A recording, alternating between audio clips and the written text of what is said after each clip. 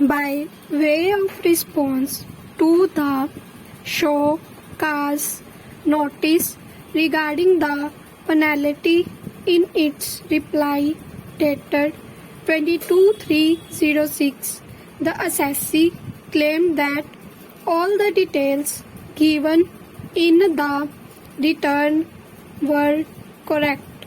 There was no concealment of income nor were any inaccurate particulars of such income furnished. Stop. It was pointed out that the disallowance made by the assessing authority in the assessment order under section 143 of the Act were solely on account of different views taken on the same set of facts, and therefore they could at the most be termed as difference of opinion, but nothing to do with the concealment of income or furnishing of inaccurate particulars of such income. It was claimed that mere disallowance of the claim in the assessment proceedings could not be the sole basis for levying penalty under section of the Act.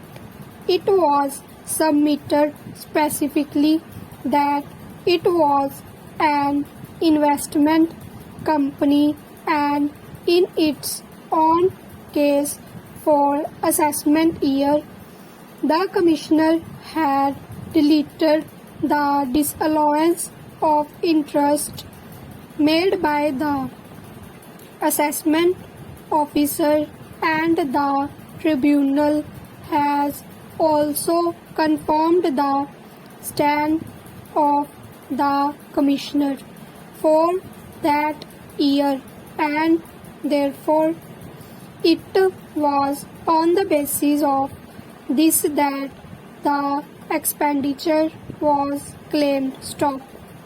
It was further submitted that making a claim which is rejected would not make the assessee company liable under section of the Act. Next para. Shri Singh, learned additional Solicitor General, submits that Commissioner, the Tribunal as well as the High Court have ignored the positive language of the Act. He pointed out that the claim of the interest expenditure was totally without legal basis and was made with malified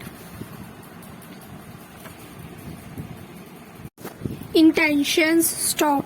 It was further pointed out that the claim made for the interest expenditure was not accepted by the assessing authority nor by the Commissioner, and therefore it was obvious that the claim for the interest expenditure did not have any basis. Stop.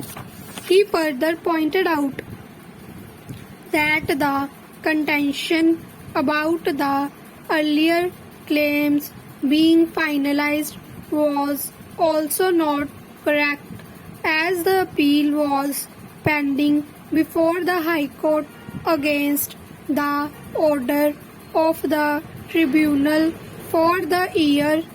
Stop. According to him, even otherwise, the expenditure on interest could not have been claimed in law, as under section of the Act only the amount of interest paid in respect of capital borrowed for the purposes of the business or profession could have been claimed, and it was clear that the interest in the present case was not in respect of the capital borrowed.